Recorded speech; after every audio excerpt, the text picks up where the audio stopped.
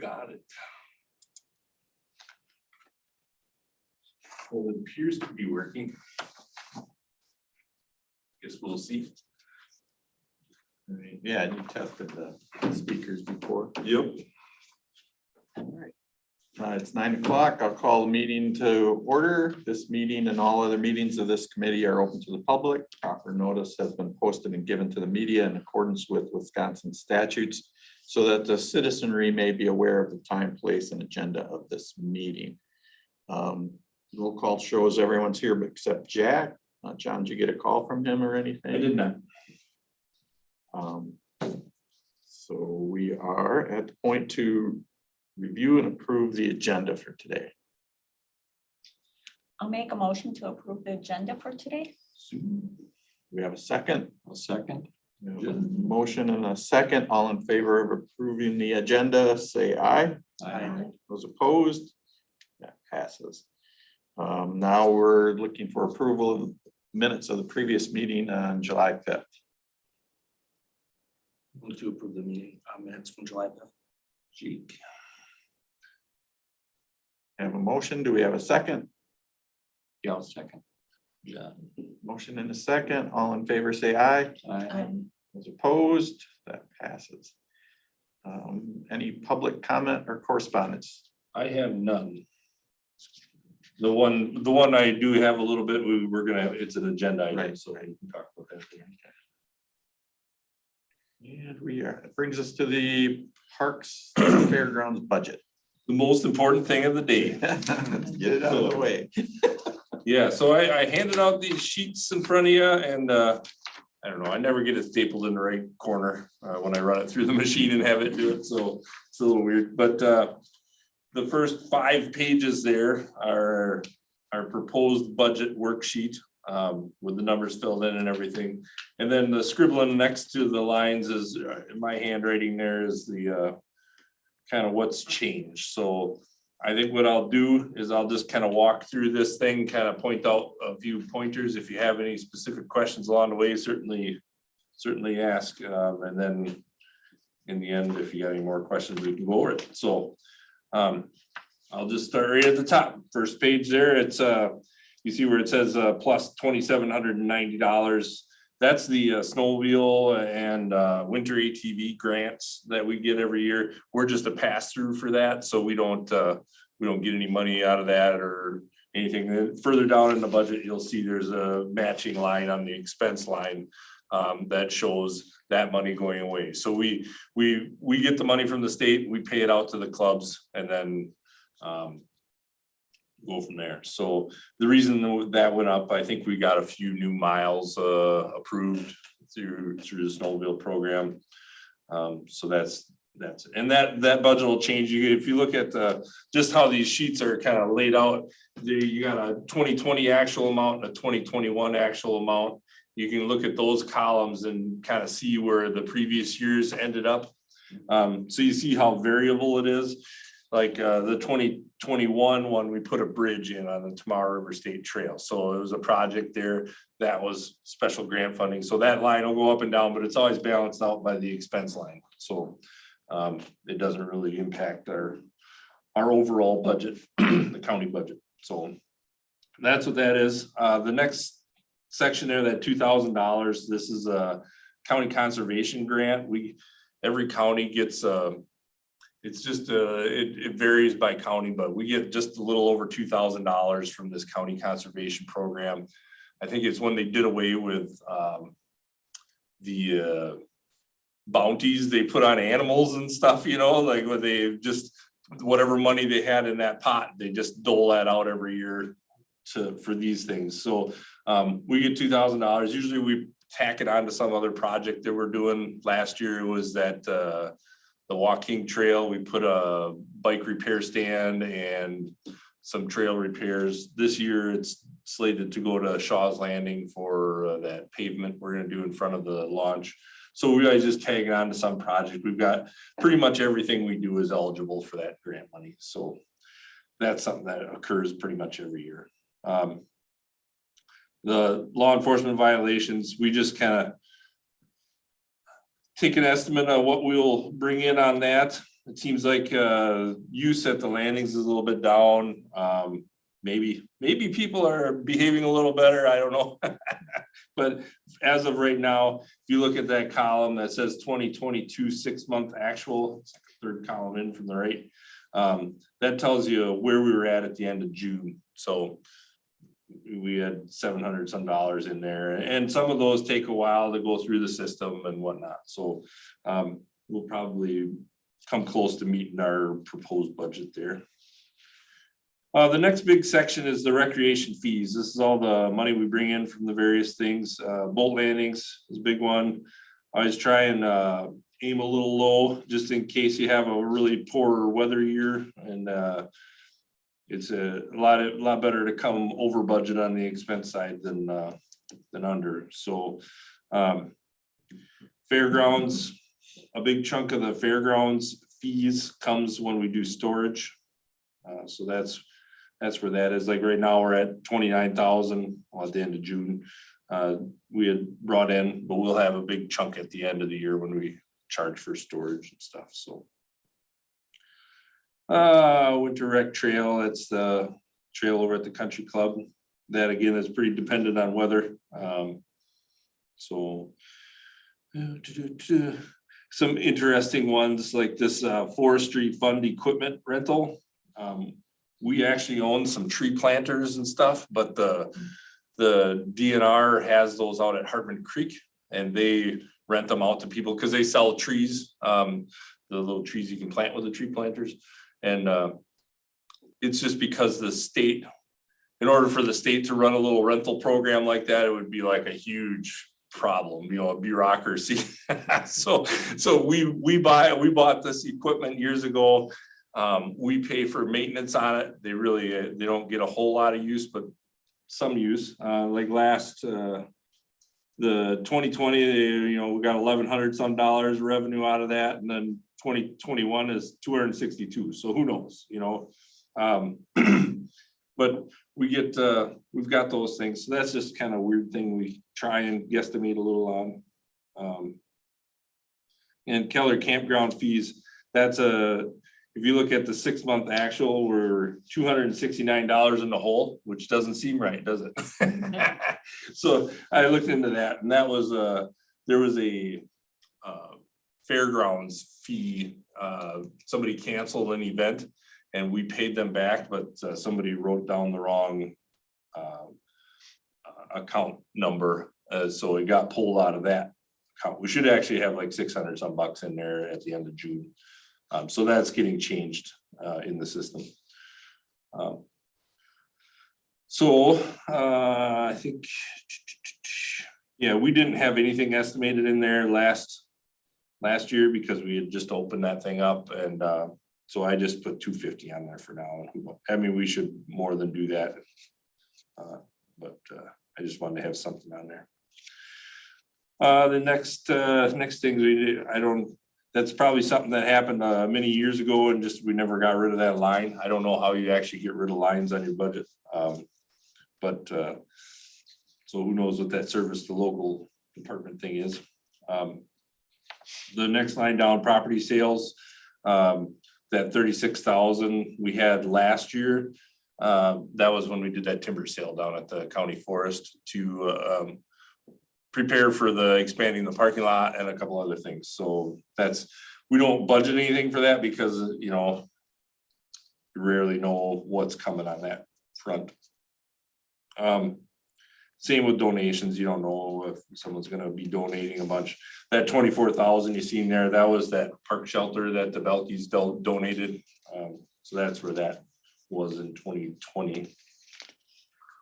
The next page. So it's got the totals there on the very top, and that was the totals from the revenue side. It went up just a little bit because we added a few things there, and the snowmobile. So it's the 261, that's what we brought in total? Am I looking at the right number? Yeah, that's what we're budgeting to bring in. Yep. And then the next section, this what do they call it? Personnel services, the 100 line.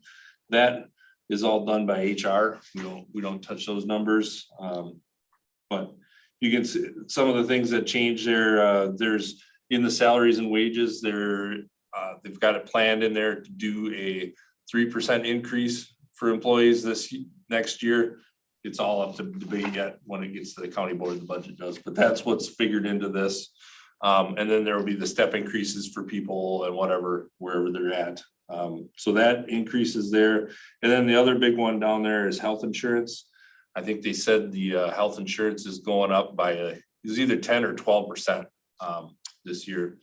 It's been doing that every year for years, but the county had a surplus in their health insurance budget, their non-lapsing fund. So they've been spending that down because the auditors say you shouldn't have that much sitting out there. So they've been spending that down over the last few years. So our health insurance hasn't gone up to the budget until now. So overall, on the park side, there's a fairgrounds budget yet too, but on the park side, it was a positive 19,000. So that went up. That's an expense of 19,000. And I guess I'll just step back for a second now. We didn't get any peer guidance from finance as far as you guys need to come in at a zero. Sometimes they'll tell you guys got to come in at a zero budget, or you guys can come in at whatever and whatever.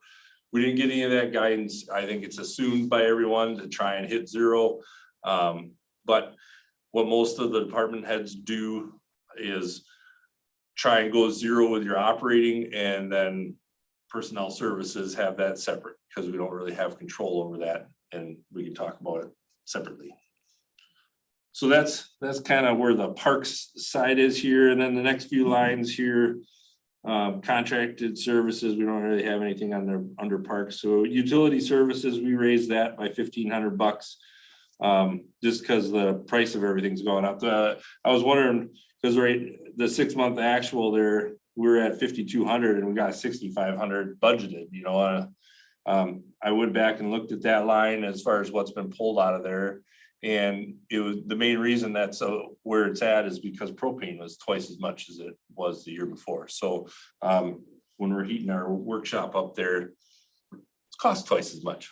So that's where that's coming from. So we bumped that up a little bit. I don't know if that's enough, but we're gonna give that a shot. I mean, cell phone service is pretty close. And this telephone thing, you'll see there where, you know, we've spent $11.11 so far this year or whatever.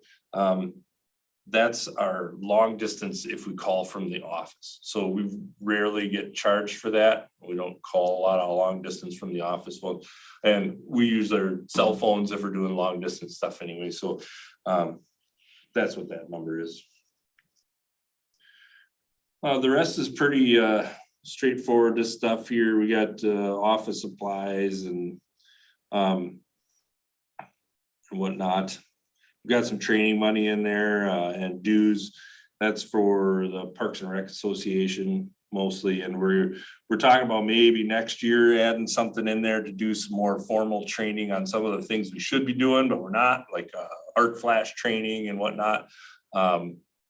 But all those cost an incredible amount of money to do, and we just haven't made that step yet. We're hoping maybe the safety committee will take a lead on some of that stuff, and we'll have it out of the general fund, you know, to pay for some of that training that's needed. So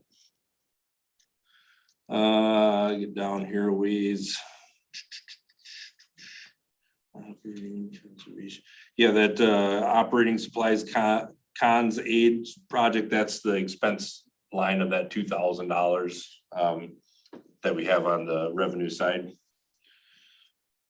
So then our repair maintenance supply, I think we bumped that up last year a little bit because we actually went over a little in 2021.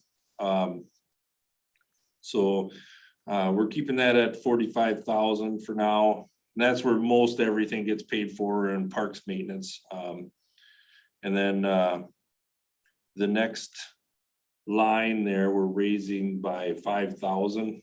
20,000 to 25,000. And that's where most of our fuel and everything gets charged out of. And for obvious reasons why we're raising that, you know, because yeah, price of gas went way up. And diesel, so. The next page, property insurance, we actually dropped that a little bit. For whatever reason that went down a little bit. And if you look at the 6-month actuals, I think that's the total that we're paying for the year, because they pay it in the spring sometime. So we're just kind of trying to roll with that. We dropped the vehicle insurance down a little bit. You wouldn't think that would go down, but who knows why. So we reduced a little bit there at $1,600. The next area there, the big lined area, that's the non-capital outlays. So it's like building projects or something that are less than that $25,000 threshold to get into the capital program. Last year we had several things in there. Yes, I could look at that quick, but what did we have in there, Ann? It was not the fairgrounds ones, but parks ones here. 2022 budget. We had 20,000 for the Big Falls accessible dock, and we're still waiting. The grant meeting for that is next week, so hopefully we get that grant. We're gonna use that as matching money towards that grant, and then the Shaw's concrete pad was 5,000, so that's where that 25,000 was. That is I'll talk about more later when we get to the ATC money stuff, but so normally that stuff would be in this line. We don't have any of that smaller budget stuff for this go around, so it's gonna make our budget look like we reduced it by 25,000 right there, but I'll explain that more when we get to the end. I got it kind of tallied up. It's just, I think all that stuff should go into the capital program. It's just finance doesn't want to deal with I small. was just gonna ask, because we have items in the capital. plan, right? Yes, Yeah, yes. so we are, I think just finance didn't want to have to deal with all those little smaller dollar amount projects, and right, however you want to make it look. It makes your budget look a little more volatile when you're putting these, like last year we had a $25,000 worth of projects in this, and then another 10,000 in fairgrounds. So our overall budget looks like it went down by 35,000. It's like, well, no, I mean, we did these projects. I guess it technically did, but it's just the way it is. So that's what that is, the non-capital stuff. So this negative $1,050, that's kind of a total for the parks program. And what that did, because we don't have that $25,000 worth of non-capital stuff, it sort of balanced out that increase in the personnel side and our couple little increases in the other things for fuel and whatnot. So it kind of makes it look like it balanced out, actually went down a little bit there. So we'll talk more about that at the end. The next thing there is the snowmobile trails. This is the expense side of the snowmobile program there. So snowmobile and winter ATV. So that's where that money goes back out of our budget. The next whole section is the county fairgrounds, and it starts with the personnel services side. And there you can see salaries went up a little bit. That's that 3% step increases. Next page. How many people, do we have one person on the fairgrounds, or is this divided up between all the employees? I think there's like 1.5 on fairgrounds.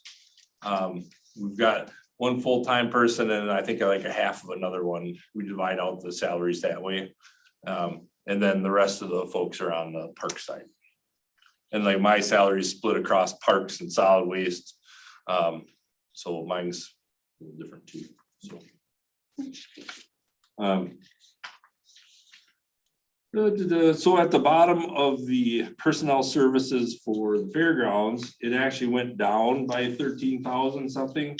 And you can see just above that, this negative 16,490. That's somebody must have opted out of the the county's health insurance, because that right there is about $20,000 a year if you get the family insurance. So somebody opted out, or I don't remember when we turned over the last position there, maybe the new guy didn't take it. I don't know. But that's the stuff we don't have control over. The next year, someone could go on the county's insurance and it go up by 20,000. So that's why we try and not sweat the personnel side too much, because we have no control over that. There's a lot of variability there, but we do have say if like we want to talk about the overtime and whatnot, and say, hey, we're continuously going over on overtime, we need to budget more for that or something. So that's where that is. The next section there, utility services, we left that the same. It came out pretty close last year. We'll see if the prices there keep rising, maybe we'll have to raise that next go around. Telephone, that 2,400 we've got there, basically we pay almost 200 a month for the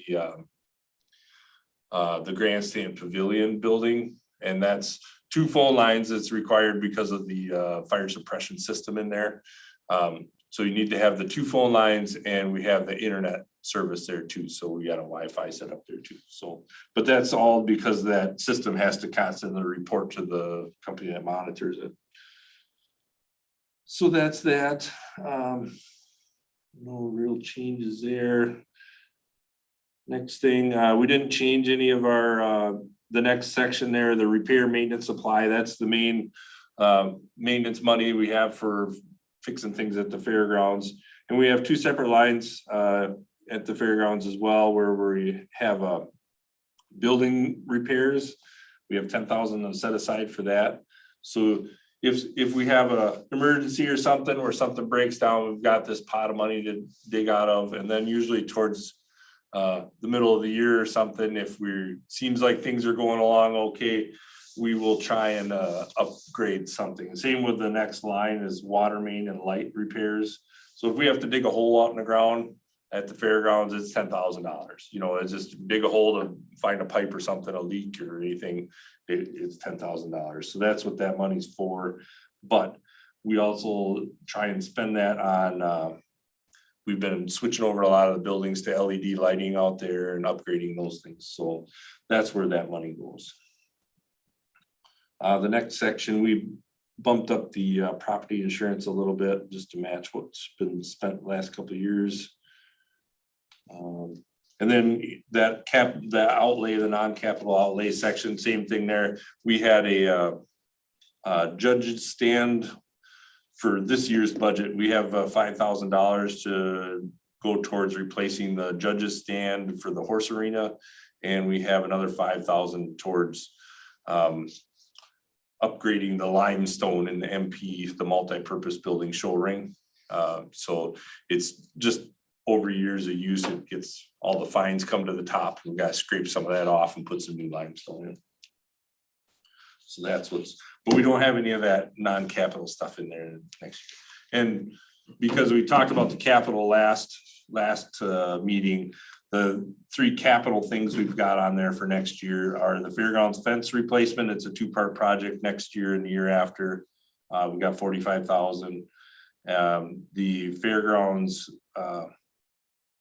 we're upgrading the concrete floor surface in the grandstand pavilion, at least parts of it, for $35,000. And then we've got the youth building roof repairs for $100,000 for next year's 2023. But you guys already passed the preliminary version of that to go to finance last month. So I will go to the last page here of the budget worksheet, and it's got all the totals. I just did the math there so you can see pluses and minuses and whatever. But I've got it kind of spelled out what the big changes were in my handwriting there. So the personnel services on the park side went up by 19,000. Personnel services on fairground side went down by 13,000. So that's a $5,500 increase. And then the non-capital outlays are gone. So that's that 35,000 decrease. And then the bottom, we increased the utility services, propane prices, and then the fuel prices on that other line. So those are the main changes.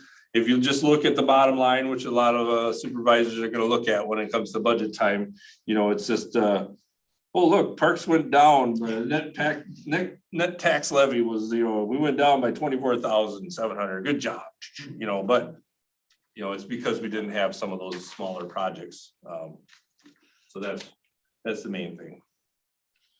So, any specific questions or anything on what you saw?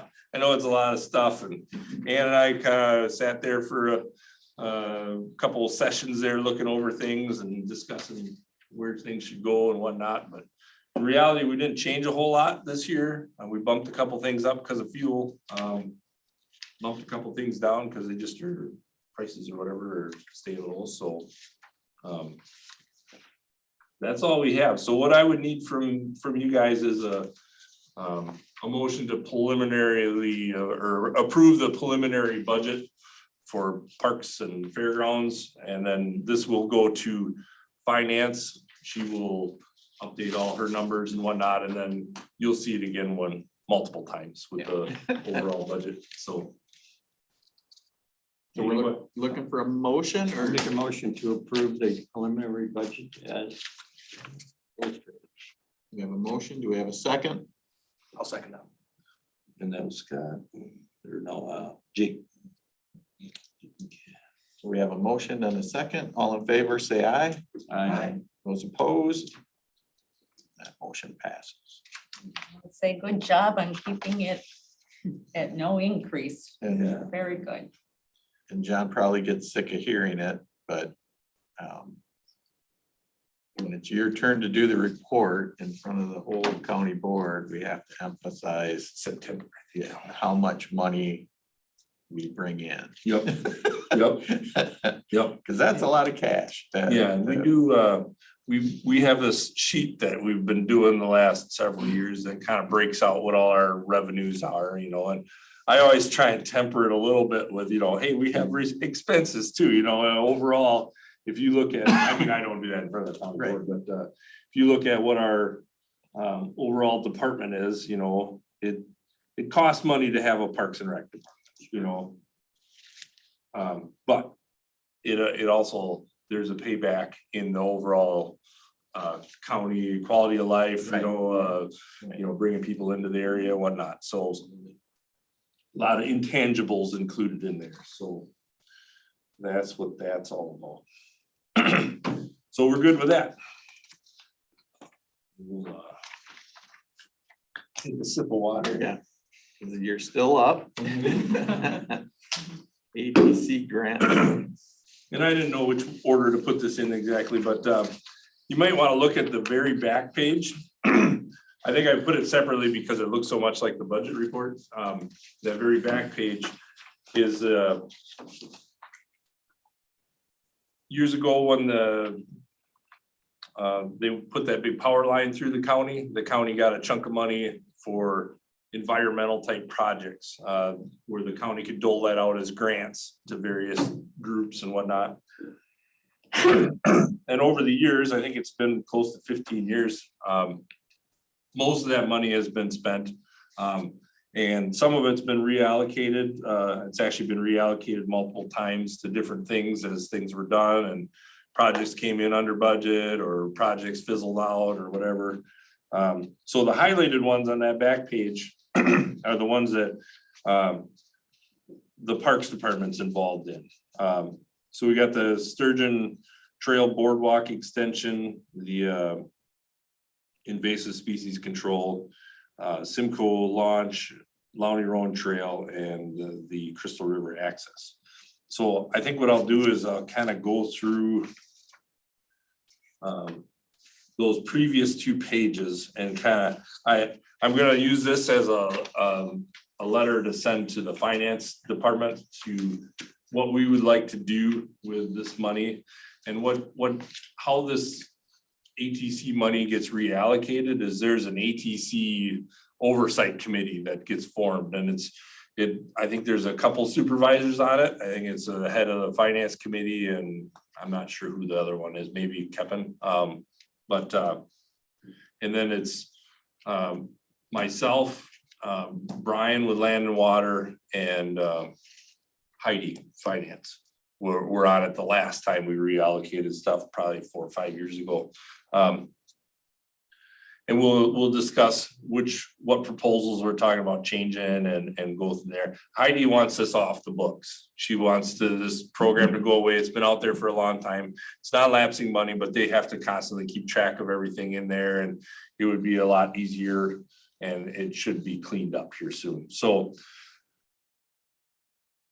Ann and I sat down and discussed how we could go about fixing or getting rid of the ones that we've got out there, all those highlighted ones. So those 2 pages prior to that, the ATC grant project updates and proposed changes is my explanation of what we would like to do with our funds from that. So I'll just kind of walk through this. The Sturgeon River or the Sturgeon Trail Boardwalk extension, there is 2,000 left in that. We are going to apply that balance towards fishing piers along the Big Eddy Road there. We've got those 3 fishing piers and they're all in kind of bad shape. And we would like to replace those, or at least a couple of them, with that bridge looking type that we put another one in. If you're familiar with that, it's where all the guardrail is along X. They put that new fishing pier out there. Was it that last year or the year before? I don't know. Last year. So it almost looks like a little bridge cantilevered out into the water, but it's made out of steel and it's anchored better and whatnot. So we were thinking about replacing those ones that are kind of crumbling with those type of ones. So we would put this money towards that, then this little project would be gone. And if you notice the number, the name of these projects, this one's ATC and all the other ones are CATC. The ATC ones were towards organizations outside of the county. And at the time there was a Sturgeon Trail group. They're the ones that were together and got the Sturgeon Trail going and they maintained all this stuff. Well, they got that grant, but we kind of oversaw it. Well, they've kind of dissolved since then. It's just the county takes care of it now. So that's why that money is under our say or whatever. So that's the difference there. The next one, the Tomorrow River Trail Invasive Species Control. There's $1,500 left in there. Our intent is to purchase more chemical for treatment on the trail this fall. So we'll spend that amount and then some to get chemicals so we can continue the treatment process we're doing out there. And I drove down part of the trail and it looked a lot better this year than it did last year. So it's what they're doing out there is working. So the next one, the Simcoe Accessible Trail. Some of you that have been with the park committee for a little longer might know a little more about this. This has been attempted to be started since before I got here. It's by the Highway 22 bridge. Yeah. There was the intent was, it's actually DNR property. There's an easement that we have to operate a park there. They wanted to put an accessible trail and a launch site. Well, if you're familiar with the property, it's very steep, and there's a few different ways you could go about it to make a trail to get down to the edge of the water. Though I think originally they were thinking about going to where the old mill run was between there's a little island there and the shore, but half the year you can't get out of there. It's too shallow. So I was like, that doesn't make any sense to run a trail down to that point. Where you really want to put in is there's an eddy right there where it's deep water. That's where you want to put in. That's where people use it. They've made their own steps and stuff down there. But we tried, okay, well, first we had to have some of the money we spent out of there, we had a historical or archaeological survey done there to make sure there wasn't burial issues there or anything. And then they looked at all the mill foundations and decided if its historical status matters or not, and it doesn't. We could tear those walls down. We don't really want to, but in order to make enough slope, you'd have to basically tear out all the remnants of that dam, which would be kind of a shame. There's a little local history there, whether it's good or not, I don't know, but the main problem here is zoning, not themselves, but the setbacks from the river. You can't have a structure within 75 feet of the edge of the river. Well, we would have to put switchbacks in with retaining walls to be able to meet your ADA pathway. And that's considered a structure. So you just can't do it. You know, I mean, so we've been pushing grants out. I actually turned back some money that we had from the DNR to develop this because we just can't do it. You know, we've tried like 5 different angles to get down there and it's just not gonna work. So this ATC money is sitting out there, this 23,000. Our intent is to apply this balance to other projects, mainly Shaw's Landing and the Big Falls stuff and the Sturgeon Trail Pier. We'll talk about that more later.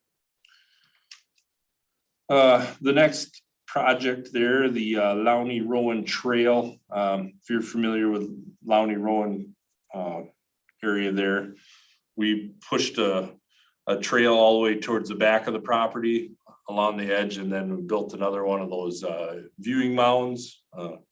And they jokingly called it the effigy mountains we built out there, but we mow that and there's some benches up there so you can kind of look out over the scrapes and see a lot of wildlife and whatnot. Where's this at? That's off of 22 as well, just before you get to Black Creek there. So it's right along there. You'll see there, all there is by the road is a sign and a little parking lot, you know, and then there's a gate and you can walk all the way towards the back of it. But I think there's, what is there, like 80 acres there or something like that, maybe a little more. So it's a neat place, but it's all lowland. That's why it's there. There's a little bit of wooded area towards the back, but It's amazing the amount of like geese that Oh, you see yeah. in there and Yep. it's a beautiful spot and great for running radar. sure. People weren't expecting you to be there. That's a straight flat stretch. Yeah. Yep. Yeah, so I mean, you see people running radar and you see the county guys taking their lunch there and Yeah, stuff, you right, know, and right. but this 14,000, our intent is to, that trail needs a little work. We actually built that trail years ago. Actually had folks go in and bring all the limestone in for us, but we put that fabric down underneath it and everything. So it's a decent, but it needs some more limestone. So we're gonna try and get that done this fall. And then whatever balance of that is left over, hopefully there's some left over from that, will go towards other projects and could be applied towards other projects. The Crystal River access, this is at Woods Park there, George and Louise Woods Park off County K. We had a grant, we had several grants for that when we were developing that, purchasing that project and then developing it. And this was another one when we started that process, we reallocated some other projects money into this Crystal River access because we were gonna need a bunch of money to develop that. Well, our Fisherman's Park project under the bridge, the Highway 10 bridge in Fremont area there. When we did that, redid all the shoreline along there and everything, that project came in way under budget. I mean, we had like 70,000-80,000 worth of grant money that we had left over there. And so the DNR allowed me to reallocate that to this Crystal River property, the Woods Park. So I used most of that grant money and kept this stuff because this stuff doesn't go away, you know. Use the DNR's grant money for doing that development under the fishermen. So we got that all done. And there was still some money left over that we turned back. But we still have in the capital program about, I think, was it close to 30,000 sitting there for this park development because of all that grant money we were able to pull into that project. So that capital money is gonna get rolled into something else eventually, but this money's sitting out here and available. So we're pretty much done developing the Crystal River access. We wanted to do some plantings and whatnot there, but that can be done as time goes on. So I just took the big two, those two $23,000 ones that were left over, Simcoe and the Crystal River one, and had that as remaining funds. And then I was suggesting that the Shaw's Landing concrete project, we budgeted 5,000 in non-capital for this year to do that paving. Well, when we went out for estimates, when Ann went out for estimates, I think the lowest estimate they got was about 14,000. I don't know that concrete went up that much. I don't know. We just went off of what we paid for the concrete in front of the landing at Gills when we had Highway do it, because they had that split out. And we spent a little less than 5,000. So we're like, yeah, that'll do Shaw's. Shaw's is a smaller area and all that stuff. When we got a quote from Highway, what was it, 25,000? So yeah, we were a little, we were like, well, I guess we can't get that done. So we looked at using some money from this ATC to make that happen. So 7,000 from ATC funds to go towards this. I've got 2,000 in county cons money that is put into this. And then if we can get it done for 14,000, we can get it done this year. So, and we want to get this ATC money straightened out soon so we can get that done. So, the Big Falls ADA canoe kayak launch. When we did budget last year, we set 20,000 aside because the city of Waiwega had got that dock for a little less than 40,000. So we figured, okay, we'll have 20,000 for matching money. We'll get a grant, and then 40,000 will be good. Well, when we bought the Gills one, the price had gone up to 52,000. So here we are short of money, you know. So we're still going. When I put in for the grant for that, I had already had this price increase because it was after budget, whatever, because that we just applied for that grant. I applied for 52,000 in grant money. So we're just going to be short on matching money because we would need 26,000 to match. So we have 20,000 in the bank. The Village of Big Falls agreed to about 3,000. We may be able to get them to kick in a little more towards it. So we were about 3,000 short on that. So that would give us, I just have us using 3,000 of ATC money to make that work. And we'll find out next week if we get that grant for the launch. Whether we'll be able to actually get a launch, I don't know. We're still waiting on the Gills one, you know, so. And then the last one was the Sturgeon Trail Fishing Pier replacement project. We put that out there when we passed on this proposed capital last year. We had that Sturgeon Trail replace the fishing piers for 40,000 in 2024. So not next year, the year after. But they are in need of something soon. I don't want to have somebody on one of those things when they break, you know, even if it's a bunch of yahoos jumping up and down on it or something. You don't want that happening. So what we were looking at is instead of waiting until 2024, we could use the remaining after we took those last two projects out of there. We still had 36,000 something left over, plus whatever, if there's a balance left on some of those other things that we're wrapping up this year, we can roll that into there. And that 2,000 from the boardwalk extension project, that first one, roll that into getting these piers replaced now. And that gets us to about 38,000 something, almost 39, which is pretty close. We're waiting on an estimate yet to see what it's actually would cost right now. We kind of ballparked it when we put that on the budget for 2024, so we'll see. So that's what we're proposing is we would, with these three changes here, we would then have used up that ATC money that we're allotted. Get it off the books. And we would also knock that 40,000 out of the Sturgeon Trail thing for 2024, so that would knock that down some out of our capital budget. So any thoughts, questions on that? Seems like a good use of the funds. Yeah, that's what I was just thinking, that it's sounds like the best plan. Yeah, and you know, To get it done, I understand that it's a thorn in Heidi's side to have to keep monitoring it all the time. And these are really worthwhile projects, I think, so. Yep. Sooner the better. well, good.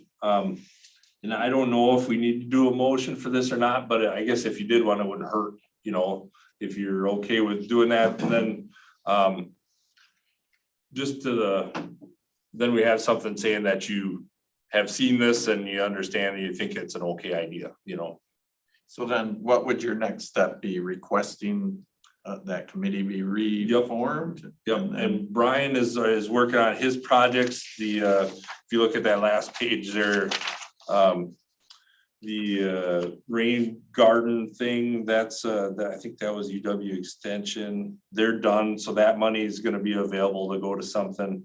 The UW Youth Connection thing, that's done. They didn't know that money was sitting out there anymore, so the Penny Tank said that could go away. And then Brian's gonna do something with that conservation easement program. And then they got one more group that wants to do something there. And then they're doing that big well testing that's gonna be paid for with some ARPA money. Right. They may be able to roll some of this money into that and just put it all, it'll make it go away, so. Okay. So that's where that, the next step is to request that we form that committee again and then discuss it. And I assume once that committee approves a plan, then it would go to finance and then it could happen, so. Okay, so I think that would be the best way. So I would be looking for a motion to reallocate the, TC funding. yeah, I'll make a motion to approve the reallocation of the ATC funding dollars to the two projects that Shaw's and Big Falls Yeah, there's actually three. as presented. as presented.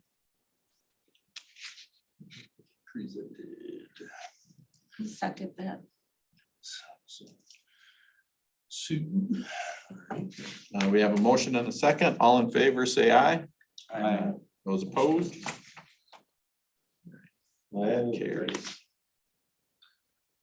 Well, number 8 there, hail damage at the fairgrounds. Now the bad news.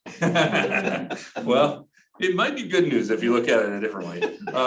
But we've got a lot of roofs out there, a lot of buildings, a lot of metal roofs, and that hail beat the crap out of them, I mean, we looked at them a little bit and we're just, a couple little dings here and there, okay, whatever. Well, we had, I think it was Badgerland. They came, approached us and asked if they could go up on some of the roofs and just give us an initial assessment. And it came back, I mean, they're a roofing company, it came back bad, but when you see their report, they talk about how many per, I don't know, was it 10 square feet or something like that? They count how many dings there are and how deep they are and whatever. And according to them, they said that there's a reasonable claim for almost all the roofs out there. They only looked at 2 of them, but they would do a more of an assessment if we wanted to move forward with it.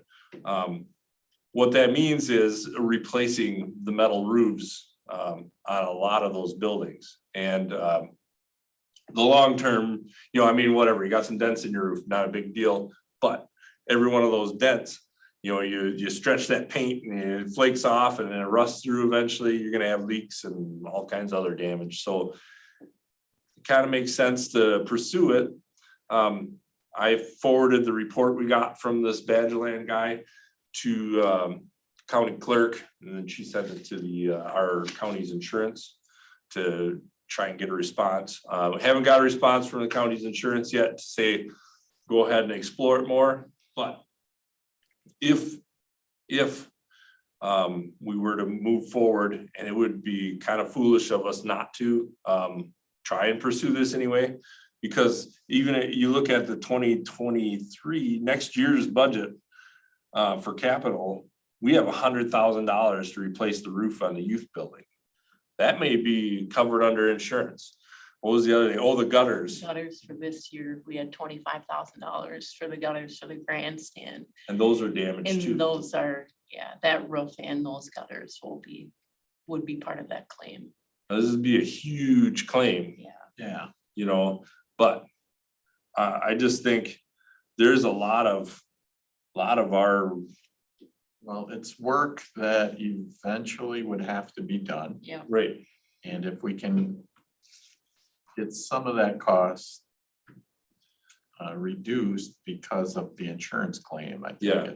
I think it's, it would be we have to, foolish we of have us to not pursue, to, yeah, yeah. we have to pursue it. You know, and they say you got a year after the event to file your claim and whatever, you know, so we're hopefully, if we get a response from our insurance here soon, we can get the ball rolling. This Badgerland guy, of course, offered their service to do a full assessment of all the buildings, but they would want to be working with our insurance at that point, because then they get paid for that, doing that, you know. But we do have a lot of roofs out there that are on our longer range plans here to replace, you know, if we could do some of those. I mean, in 2027, we got the red horse barn roof. Just a bunch of them. And then our newer buildings too, you know, like the pavilion building, you know, what if we had to replace that roof in 5 years out of our pocket, you know? I mean, that's why you have the insurance. Now, Exactly. right? Yep. So you've got a legitimate claim, you'll find out how much it's actually gonna cost. Yep. The only question I guess I have is because I don't know what level of self-insurance the county has within their own entity. So even part of it's gonna be self-insured, meaning the county's gonna have to eat some of it Yep. some way.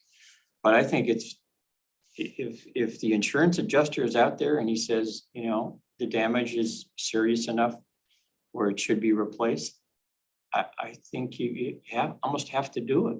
Right. And then, you know, then the county is gonna have to look at their insurance to figure out how much money they're gonna spend Right. on Right. from their self-insured insurance plan.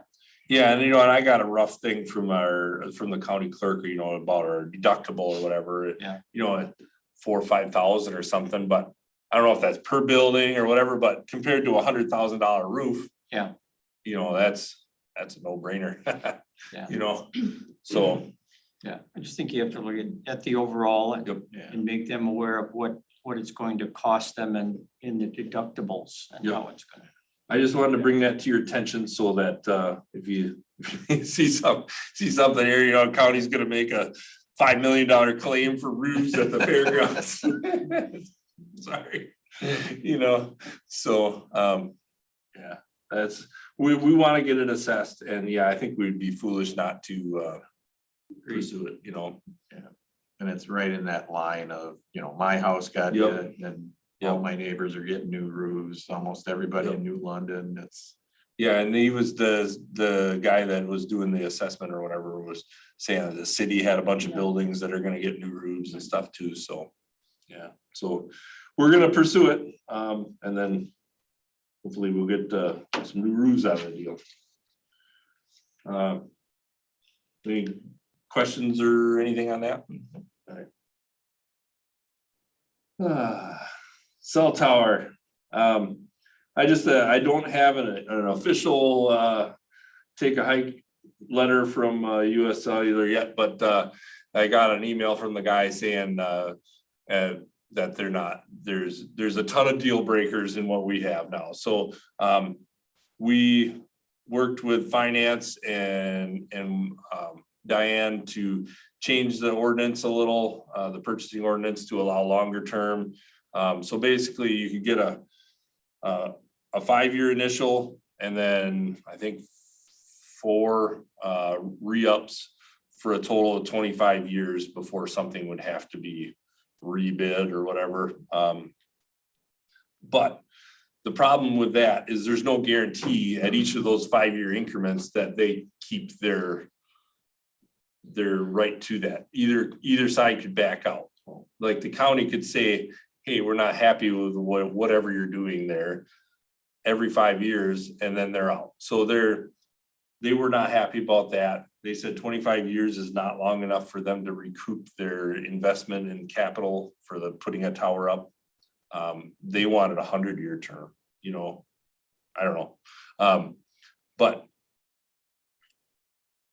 so long story short, with the changes that when Corp Council made to the contract to reflect what our ordinances are, you know, and we sent that back to them saying this would have to be this way, this would have to be this way, this would have to be this way. They said, no, those are like 5 or 6 deal breakers right there. I haven't got enough. He said he was gonna send it to US Cellular to be sure, but it doesn't sound like we're getting a cell tower there. So are we being, as a county, are we being unreasonable or? You know, I don't know. You know, one of the things that Corp Council said to me was, you know, how much risk are we exposing ourselves to for how much are we getting, right? You know, what's the return on our risk? I don't know, you know, we could probably talk them up to, I mean, they offered $700 a month for rent for that tower space. Is that enough to, you know, protect us if somebody's sued for some reason? I don't know what kind of liability the county would have for having a tower there. You know, who knows? Maybe this 5G stuff gives everybody cancer. You know, are they gonna be able to come after the county because we're renting a tower space? I don't know. You know, who knows what'll happen in the future? But I was excited about whether it comes to our budget or not. You know, I was just excited, you know, a long-term revenue source, you know, why not, you know? But maybe in the future, if the ordinance change, maybe a specific cell tower ordinance could be put out there. Yeah. With language that works for cell companies, but our 5 years with breaks in between. I think if you could give somebody a 25-year deal where they, you know, hey, we're not outing you unless you do something horrible, you know, spelled out by these clauses, I think maybe you could get somebody to bite on that. But when they're only guaranteed 5 years, they're not gonna do that, so. I think that's a good idea to have a specific, it might be a good idea to explore a specific ordinance for cell towers because Yep. this is. Fiber in the ground is expensive. Yeah. Companies are gonna prefer to put towers up and Wi-Fi and broadband over Wi-Fi is gonna be more and more the way it's gonna go. Yeah. So it might be, I think it's somewhat short-sighted to just write them off and say, we just can't do it, it's against policy. It might be a good idea to explore a specific, whether it's just a clause in the ordinance we have or a completely different ordinance for cell towers and broadband towers. I agree, you know, and that would be something that the Public Property Committee would work on. So I think when we get an official, you know, Pound sand letter. pound sand letter from US Cellular, I think I'll bring it back to the Public Property Committee to tell, you know, just give them updates, say this is what happened, this is why, and in the future, you know, if you want to have something like this, because there's probably other sites that the county owns that would make sense for cell towers. I don't know, but in the future, if we want to be able to be flexible enough to have something like this happen, we need to have this spelled out, you know, in a different manner. Maybe there's some other reason that would make sense too, like a longer term lease for a building or something. I don't know. So, Because it's so much different than leasing property for farming or Yep. for, you know, where you could review it every year and it's not a big deal to anybody, but. well, even the farming now, because they have basically they got a 3-year contract that you could give a farmer. Well, farmers, a lot of times you put lime on a field, that's good for like 4 or 5 years, you know? So they've invested in that soil, you know? So I won't get too far off in the weeds on that, but you're by having a shorter term for those kind of things, you're encouraging farmers to mine the soil, you know, basically not put the cost back into the field and just pull out everything, you know, and then you got poor soil when they're done. So anyways, that's a whole different discussion. So Just a question on the 100-year contract. Did anybody propose to them some lesser duration? well, yeah, I mean, obviously, we gave them a 3-year. But no, the compromise that we got out of finance was a 5-year with 4 recurring terms after. But there's no guarantees. So they were looking at that as, look, we're giving you 25 years, but you're really not, you know. You're giving them 5 years, and then as long as we're all still happy with each other, then another 5 years, and then if we're still happy, another 5 years. So that solution that finance proposed is allowable under the current ordinance? That was. No, we had to change that to even do that. Yeah. We had to change. Because the current ordinance said that it was 3 years, maximum term, you know, and so we had that change for real property things. They added a line to the whatever chapter that is to do 5 years with these 4 recurring terms, whatever. So, How tall was it, the tower gonna be? oh, it was like it was over 200. Yeah, it was 250 or 275. Yeah, they need at least a 25-year. But I think if you could give them a 25-year, you might be. Well, that's what I'm saying. I think if public There's a- property there's a sat go down back and here. said, we want, you know, to do this, somebody would probably bite at 25 years, because that's a long time, you know. Who knows, in 25 years, maybe we won't need towers, everything will be satellite. Who That's knows? right. Yeah, we had the flying cars that were out. Yeah. Where's my jet? So I just wanted to update you on that. That's probably not happening. So that's where we're at. Indian Crossing. Indian Crossing. I had a supervisor, Gerald Murphy, stopped into my office. I don't know if it's after county board or whatever. So I mean, he stopped in and said that he drives past that Indian Crossing site every day, and there's a ton of people using that park for accessing the lake because it's only public property there, you know. And he said, can we put some porta potties there? We've discussed this in the past. We've had actually it was either or I think I said that at the last meeting. It was either the district or the association. One of them approached us and said, hey, we'd like to put some porta potties out there. We'll even help pay for them. And then they must have went back to a meeting or something and they said, well, you know, we changed our mind. We don't want porta potties there. And we agree on the terms of it would probably be a bit of a nightmare to keep Service. those things serviced to an acceptable level, you know, because there's really no public bathrooms on the chain, you know, so, and that's a major crossroads there. So if people knew that was a place to go, I'm assuming a lot of people would go there. So Jerry was for it? He asked if we could put one out there, and I explained in the past, we've talked about this and kind of decided it would be kind of like opening a wayside, you know, you're asking for trouble. We liked the idea, we pursued the idea of putting flush toilets there. Because there is a sewer main that stopped right there, you know, we've had this discussion with it in the past a bunch of times. But setbacks from the lake and everything, you can't do it, you know, with the parcel size that we've got there, there's a little triangle, you know, probably a 10-foot sided triangle that you could possibly do something in the middle of the parking lot. But it just wouldn't work. We and another person that has come to us in the past is the folks that run Dings Dock across the road. They have complained about the public coming from our park and coming over and using their bathrooms, and they said, you know, hey, we shake people out of our parking lot all the time. She's like, well, I'm already the parking lot Nazi. I don't want to be the bathroom Nazi, but they let people use their bathroom. They actually asked if we would be willing to give them some supplies for their bathroom, This is Belkey. Yeah, and initially it's like, maybe that wouldn't be, the end of the world, but where do you draw that line? Like every business that's next to a park. And how much is enough? Yeah. Yeah, so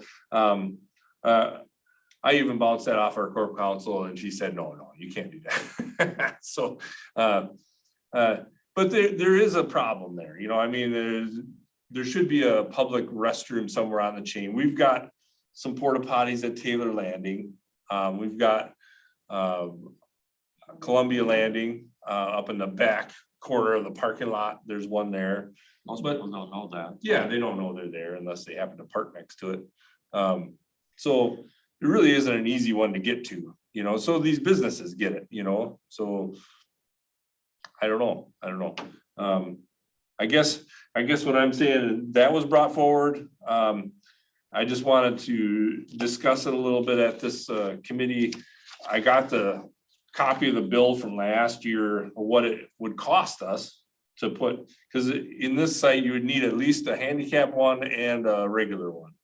And for the season last year, for 2021, we paid $1,250 for a handicap size one and $350 for a regular one. So you'd have those two. You're looking at $1,600 for a season, and that they service those once a week. It would probably be. I think it would be an eyesore. But the flip side to that argument is, it's kind of an eyesore. People going in the bushes too, or floating logs in the lake. I don't know. But is that something that we want to do to that park? I think it would definitely downgrade the appearance of that park. That's not enough either. I mean, Right. the 1 and 1, it'd be a little bit of a trial and error about how many would be enough, so it'd be. And where to put them and all that stuff. Yep. I mean, So if you took up a good chunk of that parking lot, like at Taylor Lake, we had 3, I think. Yeah, we have one of the larger wheelchair accessible ones and then 2 of the regular. Yeah, so you have 3 porta potties there, and there's times when it's overrun, like it would be fine on a Friday and come Monday, it's like flowing over, so. And they put trash in, they do all kinds of Right, stuff. and that's We get a lot of them. inconvenient to get to, really, because you gotta fight all the traffic coming on and off the lake. Where if you had it at that park, it would be a lot easier for folks to stop off there and use it, So I think anything short of a flush toilet at that site would be a bit of a nightmare. Even a flush toilet would be a pain for us, but I think the chain would benefit from having flush toilets somewhere, In the past, they've talked with the veterans home there. They've got that whole used to be cottages or was it a motel or something along there? I don't remember, but they've got that natural area there. They were talking about turning that into a beach and having bathrooms there, but that they said no to that years ago. So can't imagine them changing their mind. What's the state owns all that property. But, So one thing I'd just like to chat with you about it, this whole, kayak landing is the number of people who use it as a beach. And to me, that's a concern. There is on Q with the bridge and the landing being on 2 parts, it's kind of split by it.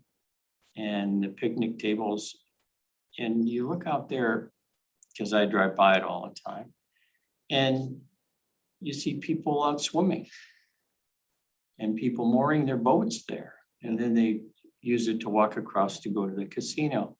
It's used for the not for the purposes that you're proposing to be the kayaks, you know, going out in the water and coming back. But it's now being used by people who use it as a park to picnic and to moor their boats there, to do other things. And it's a true, when they're swimming out there, it's a true safety hazard. Yeah, and that's something we looked into really hard last year. Where we run into trouble, as soon as your feet are wet, it's the DNR's responsibility and we don't have any authority. And it's public property, so if somebody wants to drag a kayak across it and use it to access public waterways, we can't stop them.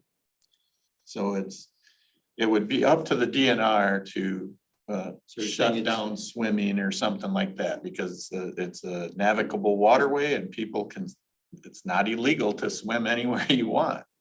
So there's nothing the sheriff's department can do, you know, if they were, if they had enough guys to go out there and enforce no swimming. So it would have to be a DNR decision. Well, the not a thing is, county I think decision. it could be posted. I'm just deathly afraid of some kid, It- you know, swimming around and you've got boats. So when they're mooring in, they gotta back out with their motors and they may not see it. And to be a swimming area, it has to be buoyed. To- Marked and buoyed, and boats to- aren't allowed there. Right. But So it's a- that's not up to us to. Yeah, if we were promoting it as a beach, you know, and put, you know, you would put buoys out and barriers and all that stuff, but we're not, you know, So the corporate council is not concerned with the possibility of someone being injured when using it. Oh, As a we're beach. all concerned about that, but we don't have the authority. We can't put To up put no rules. swimming signs Yeah. on the land. Well, we could, but we couldn't enforce it. So Right. why are you putting a sign up? From a liability standpoint, I understand the concern, you know, from a liability standpoint, if we say, But as soon as your feet are wet, we're not responsible. Right. It's the state that, you can know. encourage people not to do it, but we can't enforce it. Right, I right. understand. I mean, we all, That was, I mean, it's, you know, I just see I've it. seen it too, where it's like, holy, why would you want to swim there? But people, And when people, when the do. boats get, you know, busy day, the boats Yeah. coming through the channel both ways. Yeah. And people are moored back there, not moored, but they're waiting Yeah. to get into it. And you lose kind of track, I think, of how your boat's starting to move and stuff like that. yeah. Because there's big backups there. I mean, if we had the Especially in the authority, summer. because I used to be on water patrol, so. Yeah. I've seen it from all different angles, and yeah, if I had the authority to go in there and straighten that little section up, I'm surprised that more accidents don't happen out there, and, you know, but it's, you know, because everybody's got to admit it, there's a lot of drinking that goes on in that little section. Well, And, I'm not. you know, and you even- throw even that. Taking that Right, into but it's, account. but it's all, you know what I mean? It's such a hazardous situation. But It's a very active thoroughfare under that bridge. And I think people just don't see on, you know, on the casino side, they don't swim there at all. So that's not an issue. I mean, I've seen them further down by the docks, but on the other side, I see kids and adults and the mooring boats. Yeah.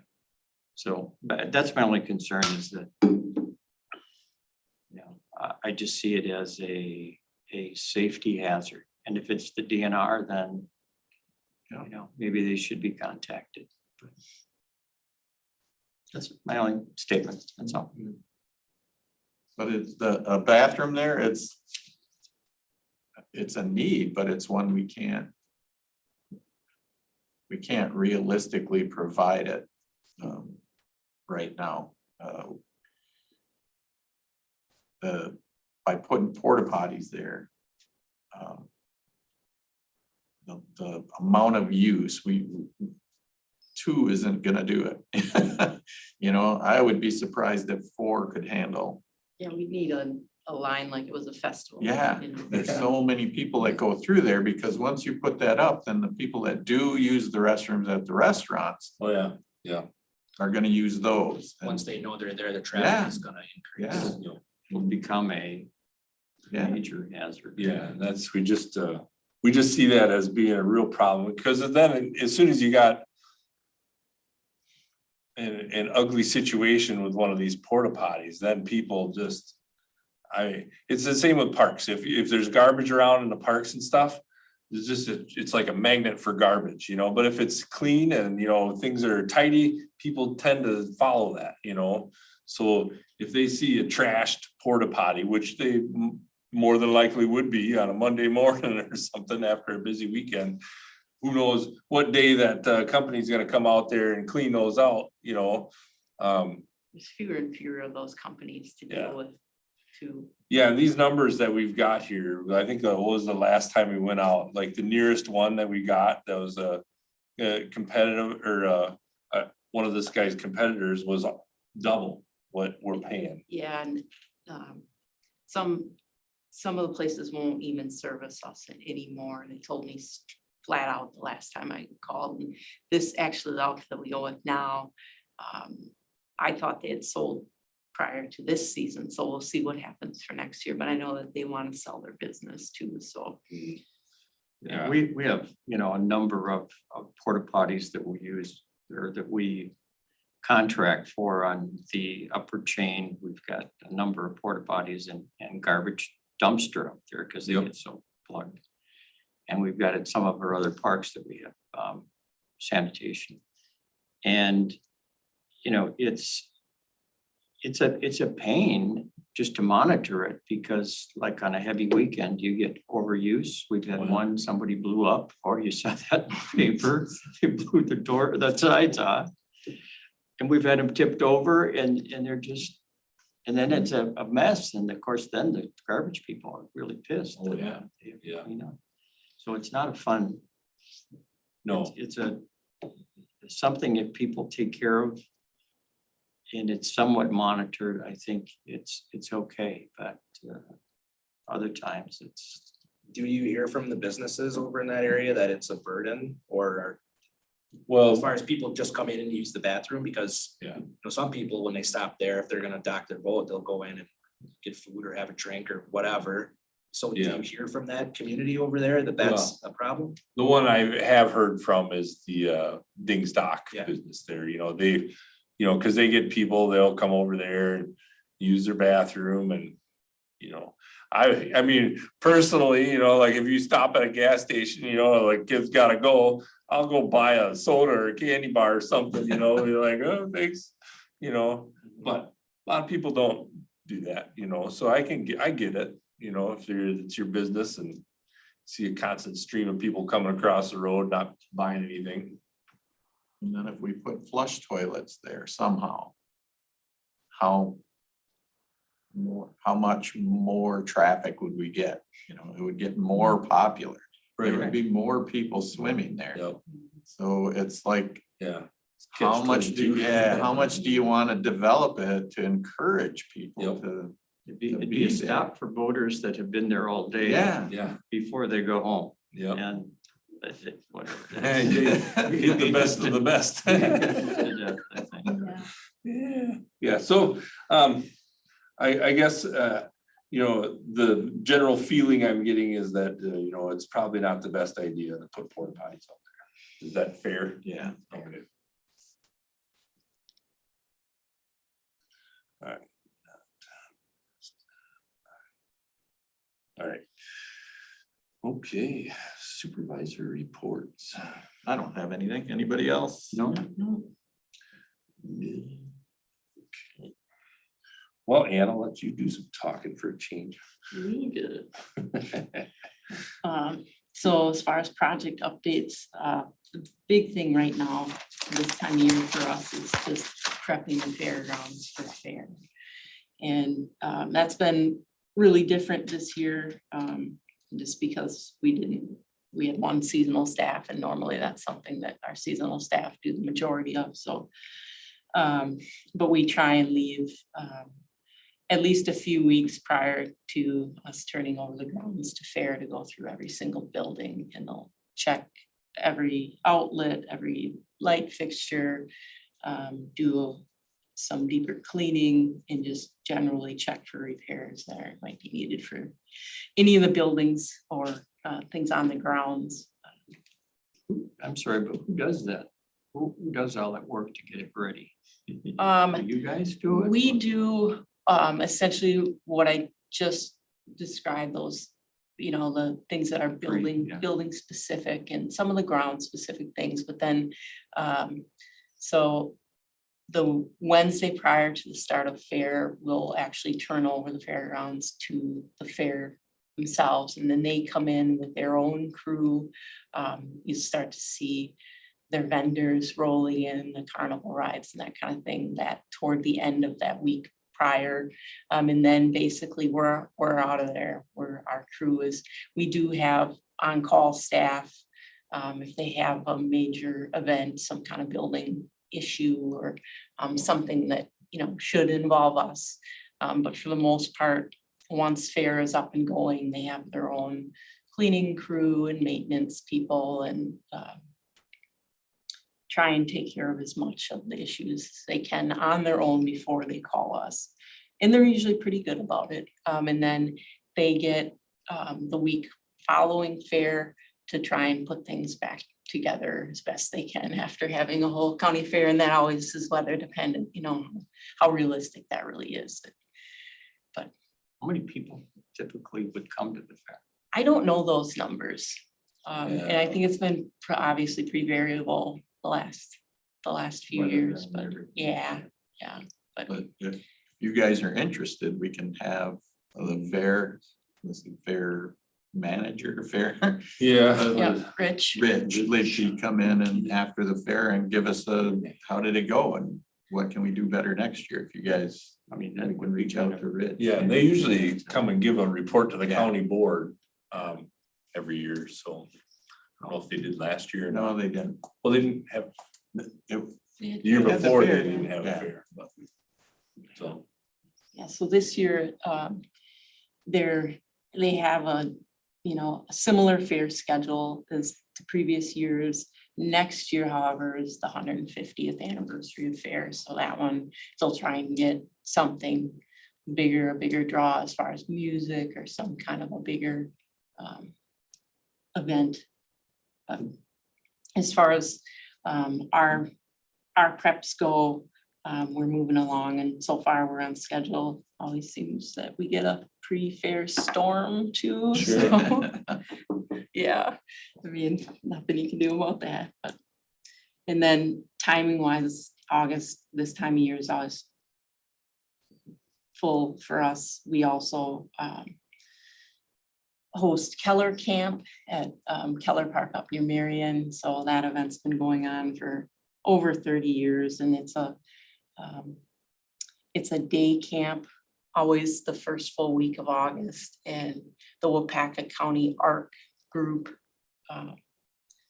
buses in each day, folks with disabilities, and they turn our park into a camp for people with disabilities. And they have and also actually I had a phone call this morning from someone on the second floor that wanted information. They got a call, someone looking to get someone into this camp.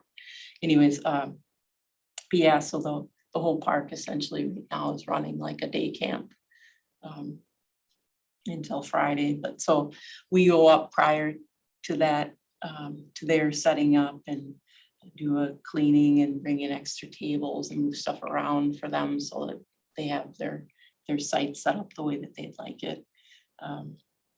Bring them a little bit of firewood and then we'll early next week, we'll go up and undo all of that until next year. As far as other projects that we had contracted out, the paving, that second round of paving this year is done at the fairgrounds. So that looks really great. And the last thing that highway will come in and do within the next couple weeks is just the shouldering around that new pavement, so that we don't have a bunch of tripping hazards during fair. Yeah, then later in the season, we'll get someone back out to have a look at doing the crack sealing. Now that we've got a bunch of the new paving done, it makes sense to do that now finally, so get highway out to do that as well. And then one of the other bigger things that was going on this month out there too, the 4-H horse project had fundraised to redo the surfacing on the large side of the horse arena. It's split in 2 halves, and the one main area that they use for their showing, they needed new footing material, and the old stuff had broken down all the time. So Fox Brothers was out there and they did a really nice job. It looked awesome. Hopefully, they had some drainage issues before, and last fair we got so much rain. It was a nightmare for when they were trying to do their horse show. So hopefully this year, should we get rain, that new surfacing is graded in a way, and actually the material itself will hold up a little bit better. But yeah, we did a little bit on that project we added some gates for them, and yeah, hopefully that will be something this fair that's a major improvement for them. In the parks, a couple of things.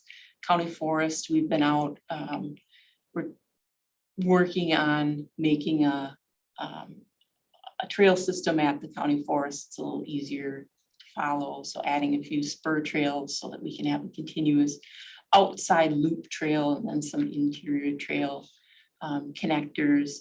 And then this fall, we'll be out signing all that and putting way markers out so that if it's your first time at the County Forest, you're less likely to get lost in the woods.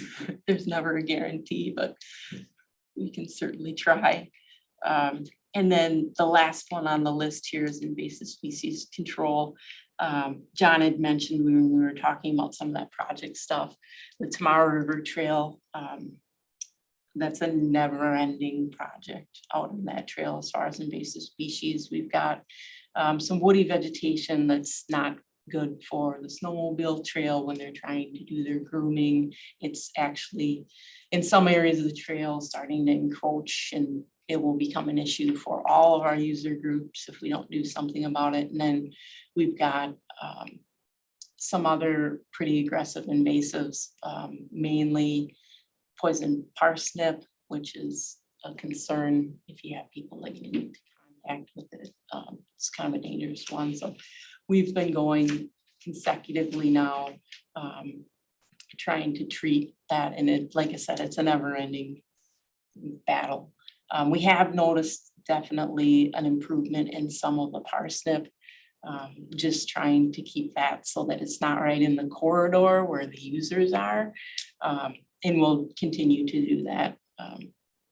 And then also Oakwood Park over on the chain, we worked with Golden Sands Resource Conservation Development. They had a couple of interns this year that were doing some invasive species removal and control on that parcel too. We've got kind of a cocktail of every, it's interesting actually when you're on that parcel to look around at the neighboring properties and you can see certain species that historically were ornamentals, and they get out of, you know, that ornamental landscape in your yard, and then they end up taking over, you know, wherever they can, basically out competing the native stuff. So we did have a decent amount of control in that parcel, and that'll be one thing that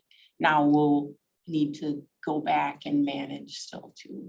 And that, in terms of that, in our park system in general, that could be something that we could just do that alone. So it's as much as you can manage reasonably. So, questions about any of that stuff or anything else that we're doing, I guess?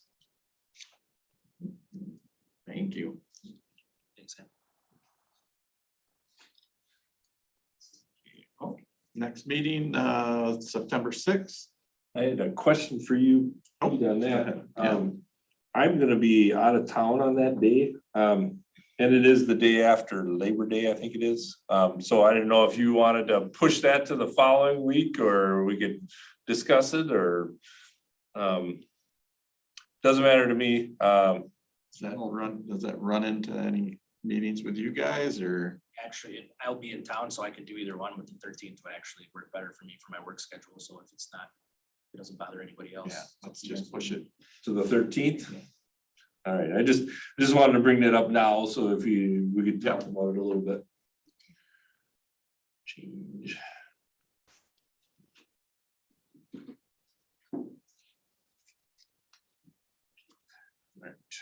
All right. 9 o'clock. Yes. Looking for a motion to adjourn. I'll make a motion to adjourn. Non-debatable, so we are adjourned. All right, let me turn this thing on.